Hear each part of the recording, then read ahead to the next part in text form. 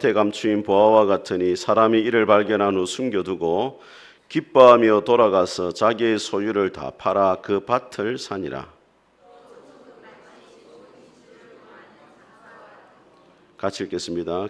극히 값진 진주 하나를 발견하며 가서 자기의 소유를 다 팔아 그 진주를 사느니라. 아멘. 오늘 이 본문의 말씀을 가지고 팔아야 살 수 있다, 이런 제목으로 하나님 말씀을 선포하겠습니다. 우리 앞뒤장 인사하겠습니다. 잘 오셨습니다. 은혜 받으시기 바랍니다. 한 주간 잘 지내셨습니까? 오늘도 하나님 우리 아버지와 주 예수 그리스도로부터 은혜와 평강의 복이 여러분 가운데 함께 할 수 있기를 주님의 이름으로 축복합니다. 지난주에 우리가 씨 뿌리는 자의 비유를 들었습니다. 씨가 뿌려지는데 네 가지 밭에 뿌려졌다, 그렇게 이야기를 했습니다. 첫 번째는 어느 곳입니까? 길가에 뿌려졌다 했는데, 길가에 뿌려진 씨앗은 무엇을 말합니까? 그 사람이 말씀을 듣기는 듣지만은 경청을 하지 않는 겁니다. 하나님의 말씀에 귀를 아예 기울이지 않는 것을 길가에 뿌려진 씨앗이다. 그래서 마귀가 그 씨앗을 빼앗아간다, 말씀을 빼앗아간다, 이렇게 했습니다. 두 번째 밭은 바위에 떨어진 씨앗입니다. 씨앗이 바위를 꿰뚫지 못하는 것처럼 그 사람이 말씀을 듣는 것은 좋아하지만은 말씀이 그 사람을 전혀 변화시키지를 못하는 겁니다. 말씀을 듣는 것으로 끝이 나는 것이 바로 바위에 떨어진 씨앗입니다. 세 번째는 가시밭에 떨어진 씨앗이었습니다. 가시밭에 떨어진 씨앗은 어떤 씨앗입니까? 생활의 염려와 재물에 대한 욕심과 또 세상의 향락 때문에 그 씨앗이 자라지를 못하는 거예요. 말씀을 듣기는 많이 듣는데 자기 안에 있는 너무나 많은 생각들과 염려와 걱정, 근심 때문에 말씀이 그 안에서 자라가지를 못하는 것이 가시밭에 떨어진 씨앗이었습니다. 그러면 좋은 땅에 떨어진 씨앗은 어떤 씨앗이었습니까? 하나님의 말씀을 좋은 마음으로 받고 마음에 간직하고 인내하면서 그 말씀을 지켜가지고 열매를 맺는 것, 삶 가운데 하나님이 기뻐하시는 삶을 살아내는 것이 바로 좋은 땅에 뿌려진 씨앗입니다. 예수님이 땅에 계실 때 여러 가지 비유를 말씀했습니다. 우리가 가장 잘 아는 비유는 탕자의 비유죠, 그죠? 또 어떤 비유가 있습니까? 선한 사마리아인의 비유도 있고, 알곡과 가라지의 비유도 있고, 여러 가지 많은 비유가 있는데, 그럼 예수님은 왜 비유로 말씀을 하셨겠습니까? 그냥 이야기를 하시면 되지 왜 비유를 하셨겠어요? 비유라는 말의 뜻이 뭐냐면 곁에 둔다, 이런 이야기였어요. 예수님이 하늘의 진리를 설명하기 위해서 세상의 이야기를 곁에 두고 가르치는 것을 뭐라고 한다고요? 비유라 한단 말이에요. 하늘의 진리를 설명하는데 땅의 이야기를 가져와 가지고 가르치는 것을 비유라 합니다. 왜 비유로 하나님이 말씀하시느냐? 사람들이 익히 알고 있는 이야기를 가져와 가지고 쉽게 이해가 되도록 하기 위해서 비유로 말씀하는 거예요. 또 다른 이유는 뭐냐면 진리에 대한 관심이 없는 자에게는 진리를 감추기 위해서 비유로 말씀을 하는 게 있어요. 또 세 번째는 뭐냐면 이야기를 들으면 사람들이 머릿속에 기억이 잘 됩니까, 안 됩니까? 이야기 잘 되죠. 토끼와 거북 이야기 알고 있습니까, 모릅니까? 잘 알잖아요. 왜? 이야기로 들었으니까 잘 아는 거예요. 비유는 이야기를 통해 가지고 하나님의 진리를 잘 기억하게 하는 의미가 있는 겁니다. 자, 오늘 이 본문의 말씀 보게 되어지면은 쌍둥이 비유라는 비유가 나와요. 한 비유는 밭에 감추인 보화를 찾은 농부의 비유이고, 한 비유는 값진 진주를 구하기 위해서 찾아다니는 상인의 비유입니다. 자, 이 두 비유는 쌍둥이 비유가 불리는데, 왜냐하면 같은 메시지를 주고 있어요. 여러분, 밭에 감추인 보화를 찾는 이 농부의 비유는 어떤 비유냐? 어떤 사람이 남의 밭 일을 하러 갔습니다. 남의 밭 일을 하러 갔다는 건 이 사람이 조금은 경제적으로 넉넉하지 못한 거예요. 가난한 사람이에요. 남의 집에 일을 해주는 겁니다. 제가 어릴 때도 이 동네에 보면은 남의 집에 일을 해주고 품삯을 받아가고 뭐 쌀을 받아가고 이런 분들이 있었어요. 이 사람도 남의 집 밭에 가서 일을 하는데 어느 날 이제 열심히 땅을 파는데 뭔가 쨍그랑 소리가 들려요. 보니까 뭐가 있습니까? 엄청난 보물이 담긴 항아리가 있는 거예요.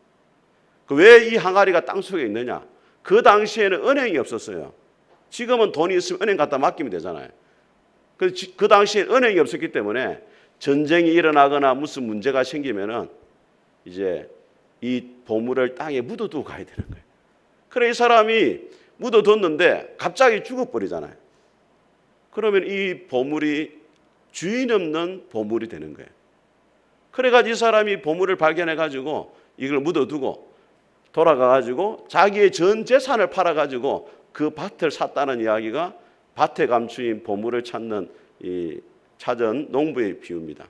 또 하나는 뭐냐면 진주를 구하는 장사의 비유인데 이 사람은 전국을 다니면서 값진 진주를 찾아다녔는데 어느 날 진짜 귀한 진주를 발견했어요. 그래가지고 자기 재산을 다 팔아가지고 진주를 샀다는 이야기입니다. 자, 이 두 비유는 공통점이 있고 차이점이 있습니다. 첫 번째로 차이점을 한번 생각해 보겠습니다. 차이는 뭐냐면 밭에 감추인 보화를 찾은 농부는 전혀 기대를 안 했는데 보화를 발견한 거예요. 진주를 찾아다닌 이 상인은 진주를 찾고자 하는 의도를 가지고 찾아가다가 진주를 발견한 거예요. 그럼 이 두 이야기가 주는 것이 뭐냐? 예수님을 만나 구원을 받는 두 방편이 있다는 거예요. 한 사람은 밭에 감추인 보화를 찾는 것처럼 전혀 예수님을 찾을 생각도 없고 만날 생각도 없고 예수님이 될 생각도 없었는데 예수님을 발견하게 되고 믿게 되는 경우가 있다는 거예요. 대표적으로 성경에 누구냐면 요한복음 4장에 나오는 사마리아의 여인입니다. 그 여인이 예수님을 만나기 위해서 수가성 우물가에 나간 게 아니에요. 어느 날 평상시와 똑같이 12시가 되었을 때 사람의 눈을 피해가지고 우물에 갔습니다. 우물에 가보니까 누가 앉아 있어요? 낯선 유대인 남자 한 사람이 앉아 있는 거예요. 물을 떨려고 하는데 남자가 말을 걸었어요. 나에게 물을 좀 달라. 여인이 깜짝 놀랐습니다. 왜냐하면 유대인들은 사마리아 사람하고 상종을 안 해요. 왜냐하면 사마리아 사람 역사적으로 순수한 유대인 혈통이 아니고 이방 나라가 들어와가지고 피가 섞였기 때문에 사마리아 사람은 상종을 안 합니다. 그 남자는 여자를 더 상종을 안 해요. 그런데 유대인 남자가 자기에게 물을 달라니까 깜짝 놀라죠. 당신은 유대인이고 남자인데 왜 나에게 물을 달라 합니까? 그 예수님이 말하죠. 네가 내가 누구인지 알았더라면 물을 달라고 했을 것이다. 이 물을 먹는 사람은 다시 목마르거니와 내가 주는 물을 마시는 자는 영원토록 목마르지 아니할 것이다. 그 여인이 물을 좀 달라고 하면서 그때 예수님을 만나게 됩니다. 자기는 유대인 남자하고 그냥 대화를 한다 생각했는데 알고 보니까 그 유대인 남자가 자기가 그토록 기다려왔던 메시아이고 구원자이고 하나님의 아들이라는 것을 깨닫게 된 거예요. 우연히 밭을 갈다가 보화를 발견한 것과 같은 것입니다. 여러분 중에도 그런 분이 있을 겁니다. 우리 일여전도에 그런 분들이 많아요. 교회에서 이후 초청단체 한다 해가지고 한번 따라가 봤어요, 교회를. 그 전까지만 해도 절에 다녔습니다. 근데 교회 밥도 맛있고 선물도 준다 이래 해가지고 와봤는데, 이거 진짜 보니까 밥도 맛있고, 교회도 얼마나 이 장소가 이 아름다운 거에 자리 잡고 있는지, 또 성도들도 다 착하고 좋고, 더 놀라운 거는 목사님이 너무 인자하고, 훌륭하시고 이러니까, 이거 한번 더 가봐야 되겠다. 그 다음날 또 가보고 2번 가보고 3번 가봤는데 예수님이 믿어지기 시작하는 거예요. 그래가지고 목사님 모시고 신주 딴지도 버리고 이러면서 예수님을 제대로 믿게 된 경우가 있단 말이에요. 이런 사람이 바로 밭에 감추인 보화를 발견한 사람이에요. 저도 마찬가지입니다. 저도 저희 가정이 예수님을 전혀 믿지 않는 가정이었고 저희 아버지도 유교 집안에 태어나가지고 늘 종갓집 아들로서 제사를 지내는 사람이고 저희 어머니도 4월 초팔 되면 절에 가는 보살이었고 그런데 어느 날 마을 앞에 이렇게 놀고 있었습니다. 저희 마을 앞에 교회가 있고 교회 맞은편에 해관이 있었어요. 거기 제가 구슬치기도 하고 거기서 딱지치기도 하고 또 팽이도 돌리고 놀았는데 어느 날 한 여인이 손짓을 했습니다. 교회 온나? 여선생님이었어요. 교회 온나? 그 모령의 여인의 손짓과 그 음성을 듣고 따라갔어요. 그래가 한번 교회를 갔어요. 오후 예배에.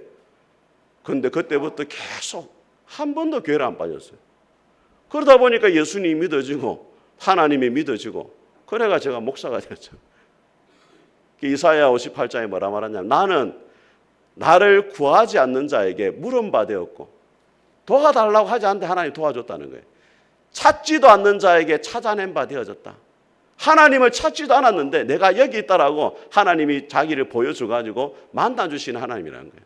우리가 어떻게 예수님 믿게 되어지고 하나님의 백성이 되어졌느냐? 우리가 노력한 게 아니라는 거예요. 아무것도 한 게 않았는데 하나님이 먼저 우리를 찾아와 주셔가지고 우리를 만나주시다는 거예요. 그게 오늘 밭에 감추인 보화를 통해서 예수님이 말씀하시고자 하는 것입니다. 그럼 두 번째, 진주를 구하는 장사를 통해서 예수님이 말씀하시고자 하는 것은 무엇이겠습니까? 이 사람은 열심히 찾아다녔어요. 그러다가 진주를 만났잖아요. 성경에 그런 사람이 있습니다. 누굽니까 여러분? 니고데모. 니고데모는 유대인의 관원이었고 지도자였고 율법 선생이었습니다. 그 당시에 가장 존경받는 사람이었어요. 그런데 마음에 해결되지 않는 문제가 있는 겁니다. 정말로 하나님이 살아계시느냐? 천국은 어떻게 가게 되느냐? 그래 밤에 예수님을 찾아가요. 그 니고데모가 밤에 예수님을 찾아갔다는 것은 단순히 시간을 말하는 게 아니에요. 오랜 시간 동안 이 니고데모가 영적인 어두운 밤을 지내왔다는 거예요. 그 문제를 해결하려고 예수님을 찾아갑니다. 예수님, 당신은 하나님께로부터 선생인지 분명하다. 왜냐하면 하나님이 당신을 보내지 않았다면 그 놀라운 기적을 아무나 할 수가 없기 때문에 당신을 보니까 하나님이 보내신 것이 분명하다. 그 예수님이 뭐라고 이야기합니까? 기적을 묻는 니고데모에게 네가 거듭나야 된다. 거듭나지 않으면 네가 천국에 들어갈 수가 없다. 가장 중요한 것이 거듭나는 것이고 네가 천국에 들어가는 길을 아는 것이다. 그날 예수님을 만나고 니고데모가 거듭나게 되어지고 예수님의 제자가 돼요. 사람들 가운데 그런 분들이 있습니다. 구도자의 마음이 강한 사람이 있어요. 진리를 찾고 싶어하고 구원을 알고 싶어하고 그래가지고 절에도 다니고 남녀 호랑경고도 다니고 막 천리교도 다니고 막 그렇게 하다가 예수님을 만나는 사람이 있다는 거예요. 우리나라에 그 한동대를 세운 정영길 김영길 총장님이 그런 분이에요. 이분이 예수님 믿기 전에 그 청년시절에 불신자였습니다. 그런데 결혼을 하고 아내를 따라서 유학 시절에 교회를 갔어요. 근데 교회 가보니까 뭐 구원을 이야기하고 예수님 이야기하는데 처음에는 귀에 안 들어왔어요. 근데 마음에 작정을 했습니다. 예수님이 누군지 구원이 무엇인지를 내가 제대로 알아봐야 되겠다. 그래가지고 성경을 읽고 신앙서적을 읽고 했어요. 어느 날 열심히 책을 읽는데 저녁 6시부터 11시까지 계속 책을 읽었어요. 근데 어떤 생각이 드느냐? 왜 예수님이 나를 위해 죽으셨는가? 이게 해결이 안 되는 거예요. 왜 예수님이 나를 위해 죽으셨는가? 예수님의 죽음을 왜 나를 위한 죽음이라 말하는가? 이해가 안 됐어요. 그런데 어느 날 이 머리가 환해지면서 깨달음이 왔습니다.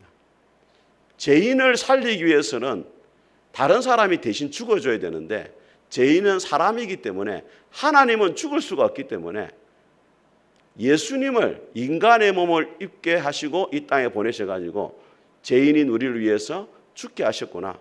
그래서 예수님이 십자가에 죽은 것이 바로 나를 위한 죽음이고 내가 그 예수님 믿을 때 구원을 받을 수 있구나. 예수님이 구원자라는 사실이 딱 믿어졌어요. 예수님이 나를 위해 죽으셨다는 사실이 믿어졌어요. 그래가지고 아내에게 달려가지고 자기가 깨달은 걸 설명을 하고 둘이 손을 잡고 기도하는데 감격의 눈물이 흐르는 거예요. 그러니까 이분이 나중에 기독대학을 세우잖아요. 한동대를 세우게 되고 크리스찬 리더가 됩니다. 여러분이 어떻게 예수님을 만났습니까? 밭에 감추인 보화를 찾은 것처럼 우연히 예수님 만난 분도 있어요. 진주를 구하는 장사처럼 열심히 노력해가지고 예수님을 찾은 분도 있을 것입니다. 하지만 중요한 것은 어떻게 예수님을 만났든지 간에 여러분이 먼저 예수님을 찾은 게 아니고 주님께서 여러분을 구원하기 위해서 먼저 기다리고 계셨고 여러분을 찾으셨다는 것을 믿을 수 있게 되기를 주님의 이름으로 축복합니다. 자, 두 번째로 우리가 생각해 볼 것은 뭐냐면 이 두 비유가 공통점이 있어요. 무슨 공통점이냐면 두 보화를 발견한 농부나 진주를 구한 장사나 가치를 알았다는 거예요. 보화의 가치를 알았고 또 진주의 가치를 알았다는 거예요. 여러분, 이 렘브란트라는 사람이 이 보화를 발견한 농부에 대해서 그림을 그렸습니다. 그 그림을 보면 어떻게 되어 있냐면 그 보화가 있어요. 그 사람 앞에 보화가 이렇게 다 있고 저 멀리 마을이 보입니다. 마을이. 그리고 그 사람의 오른손에 삽을 들고 있어요. 근데 이 사람이 어디를 바라보고 있느냐? 보화를 보는 게 아니고 뒤를 돌아봐요. 왜 뒤를 돌아봤겠어요? 누가 본 사람이 없나? 그 뒤를 돌아본 거예요. 어떤 분은 그렇게 이야기합니다. 목사님, 이 사람 참 비양심적입니다. 남의 집에 밭에서 보물을 발견했으면 어떻게 해야 돼요, 여러분? 주인한테 이야기를 해야지. 당신 밭에 보물 있다고. 근데 몰래 숨겨놓고 했잖아요. 어떤 분도 그렇게 말해요. 목사님, 그래도 양심이 있습니다. 내 같으면 보물만 몰래 저녁에 가져갔을 건데 그래도 밭을 주고 사가지고 가져갔으니까 얼마나 양심적입니까? 그렇게 말하는 분이 있어요. 그런데 여러분, 이것은 고대의 그 문화를 알아야 되는데, 아까 말씀드렸잖아요. 은행이 없으니까 이 보물을 묻어두고 그냥 주인이 죽어버린 거예요. 그럼 누가 주인이냐? 보물을 찾는 사람이 주인이에요. 근데 왜 밭을 찾느냐? 혹시나 있을 불필요한 논쟁을 없애기 위해서 이 사람이 밭을 산 거예요. 그래서 이 이야기를 들을 때 제 아들이, 야, 진짜 이 사람 현명하다, 잘했다, 당연히 해야 될 일 했다라고 박수를 쳤을 것입니다. 자, 두 번째 공통점은 뭐냐면 자기 재산을 다 팔았다는 거예요. 다 팔아가지고 그 밭을 사고 또 진주를 샀다는 거예요. 근데 그냥 산 게 아니고 기쁨으로 팔았습니다, 여러분. 억지로 한 게 아니고 어떻게 했다고요? 기쁨으로 그 일을 했단 말이에요. 여러분, 요한복음 3장에 보게 되시면은 마리아가 향유 옥합을 깨뜨려 가지고 예수님께 부어요. 그때 제 아들이 뭐라고 이야기합니까? 왜 이것을 팔아 가지고 가난한 자들에게 주지 왜 이것을 예수님께 다 부어 드려 가지고 낭비하느냐, 그렇게 이야기를 해요. 여러분, 낭비가 무엇입니까? 10만 원 주고 사야 될 걸 100만 원 주고 사면은 낭비하는 거예요. 하루 만에 할 일을 한 달, 두 달을 거쳐서 하면은 시간을 낭비하는 겁니다. 근데 왜 이 마리아는 300데나리온이면 우리나라 돈으로 하면은 3천만 원, 5천만 원 됩니다. 5천만 원을 예수님 식사를 준비한 것도 아니고 그냥 머리에 부어드렸단 말이에요. 여러분, 이해가 됩니까, 여러분? 그 제 아들이 뭐라고 했습니까? 낭비한다 했어요. 근데 왜 마리아가 그렇게 했습니까? 이 5천만이나 되는 향유 옥합보다 누가 더 귀하다는 거예요? 예수님이 나에게는 더 귀하고 가치가 있다라고 확신을 했기 때문에 예수님께 부어드릴 수가 있었던 겁니다, 여러분. 여러분, 빌립보서 3장에 보게 되어지면 사도 바울이 자기가 자랑하는 것, 예수님 믿기 전에 자랑하는 7개 나옵니다. 이스라엘 족속이고 8일 만에 내가 할례를 받았고, 히브리인 중에 히브리인이고 베냐민 집하고, 또 뭐 율법으로는 열심히 있어가지고 흠이 없는 자고, 이렇게 막 자랑해요. 근데 뭐라고 이야기하냐면 예수님을 만나고 보니까 이 모든 것은 배설물에 불과하다는 거예요. 이것 자체가 배설물이라는 게 아니고 예수님이 얼마나 귀중한 분인지를 내가 찾고 나니까 이것은 한낱 배설물에 불과할 정도로 가치가 없다는 거예요. 그래서 우리가 부르는, 여러분, 94장의 찬송이 무슨 찬송입니까? 주 예수보다 더 귀한 것은 없습니다. 믿습니까, 여러분? 여러분이 진짜 예수님을 만난 사람이냐 안 만난 사람이냐는 예수님을 위해서 얼마나 여러분의 것을 가지고 희생하고 대가를 지불하느냐 보면은 알 수가 있는 거예요, 여러분. 주님 앞에 드리는 것이 아깝고 주를 위해서 시간을 봉사하는 것이 아깝고 그런 사람은 진정한 주님의 가치를 발견하지 못한 사람이에요. 마리아와 같이 모든 걸 다 드려도 충분한 가치가 있는 것이다라고 생각할 수 있어야 됩니다. 여러분, 서울에 한기채 목사님이라는 분이 계시는, 이분이 이런 책을 썼습니다. 내가 먼저 회개해야 될 한국까지 7가지 죄라는 책을 썼어요. 거기 보면은 목회자의 잘못 쭉 나와요. 목회자는 이런 것을 회개해야 된다. 성도들은 또 이것을 회개해야 된다. 그 중에 하나가 뭐냐면 공로자 신드롬입니다. 공로자 신드롬. 이게 뭐냐면 교회를 위해서 자신이 헌금도 많이 하고 봉사도 많이 하고 희생을 많이 하고 나면은 나중에 어떤 생각이 드느냐? 내가 교회를 위해서 이 정도 했는데 내가 교회 안에서 이 정도 직분을 가져야 되고 사람들이 나를 이렇게 인정해 줘야 되지 왜 나를 인정해 주지 않느냐? 거기에 대해서 불쾌감을 가지는 사람이 있다는 거예요. 이게 뭐냐면 공로자 신드롬이에요. 여러분, 오늘 밭에 감추인 보화를 찾는 사람이나 진주를 구하는 상인의 모습이나 어떻게 했습니까? 기뻐 돌아가가지고 자기 재산을 다 팔았어요. 왜? 가치가 있기 때문에 자기 재산을 다 파는 것은 당연한 거예요. 이거는 희생이 아니에요. 대가를 지불하는 것도 아니에요. 당연한 일을 했을 뿐입니다. 왜? 그만한 가치가 있기 때문에. 우리도 마찬가지입니다, 여러분. 우리가 예수 그리스도의 사랑과 은혜를 안다면 우리가 하는 그 어떤 희생도 희생이라고 말할 수가 없는 것입니다, 여러분. 주님이 우리를 위해서 얼마나 놀라운 사랑 은혜를 베풀었습니까? 그 주님의 사랑과 희생을 생각하면은 우리가 주님 앞에 드리는 시간, 우리가 주님 앞에 드리는 물질, 우리가 주님 앞에 드리는 봉사는 아무것도 아닌 거예요. 당연히 해야 될 일을 우리가 했을 뿐입니다. 이렇게 말을 해야 되는 겁니다. 믿습니까, 여러분? 1956년에 미국에 큰 충격적인 사건이 있었습니다. 짐 엘리엇이라는 그 선교사님의 이야기인데, 그 짐 엘리엇은 미국의 명문인 휘튼 대학을 졸업합니다.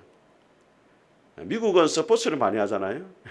그러니까 레슬링 그 선수로서도 가장 뛰어난 사람이었고, 공부도 제일 잘해 수석으로 졸업했습니다. 학교에서 교수직을 제안했어요.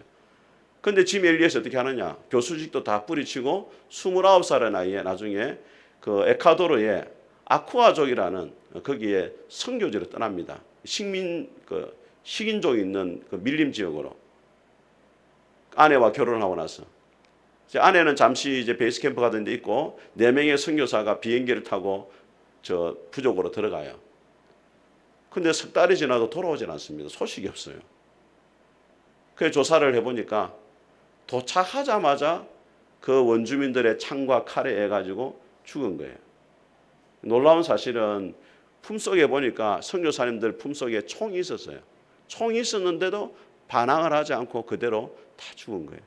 그러니까 미국 언론이 대서특필을 했습니다.